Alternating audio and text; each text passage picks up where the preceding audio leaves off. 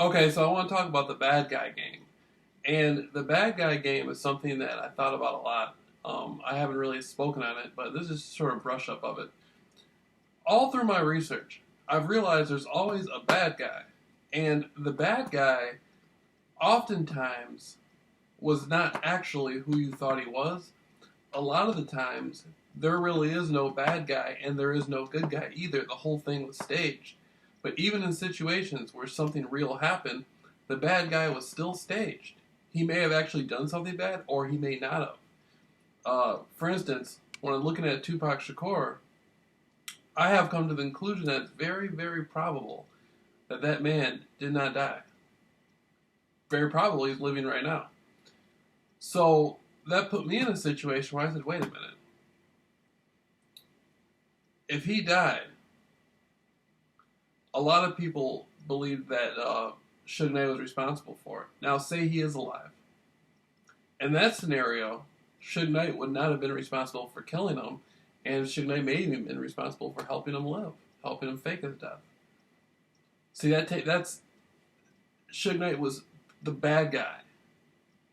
You see my point?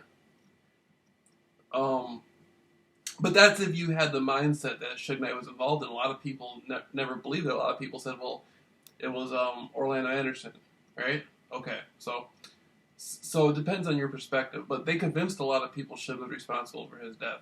And that could be. But it's just difficult. It's really challenging for me to see that based on the research I've done. Now, for instance, with the whole Manson thing. For many years, I believed that he was framed and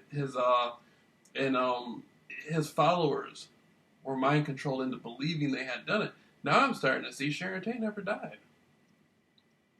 and the whole thing it was staged, but he had to play the role of the bad guy.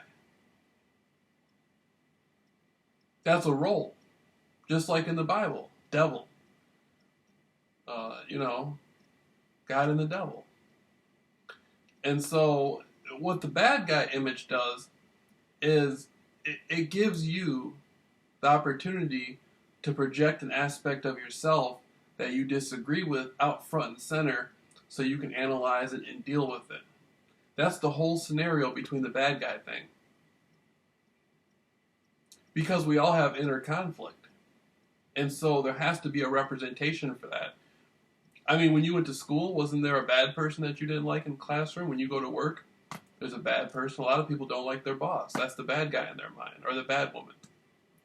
See, there's always a philosophical, metaphysical representation in your life for the bad, if you choose to view it like that.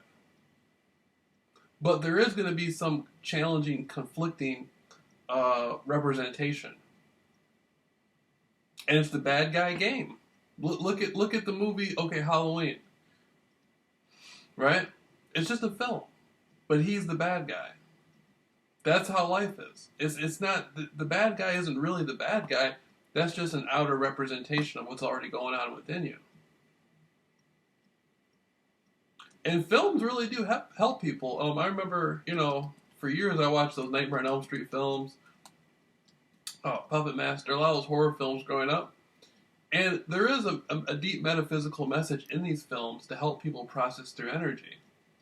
And taking it a step further, I had did an interview with a couple people who, are rappers, and they had grew up, in lifestyles that were conflicting. And I can imagine on that level, when you're dealing, in the street, a lot of the people that you conflict with,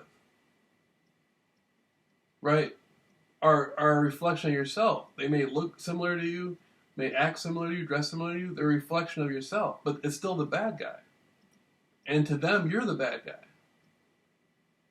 Just like me, I could sit here for hours and write out a grocery list of bad guys in the world, right? It's just a game, the bad guy game. It's just a role. It's not inherently real. It's just as real as you make it. Like that movie Candyman, would say Candyman, Candyman, Candyman. And I better stop saying that. But people say Candyman, Candyman. And Candyman shows up, see? Same thing.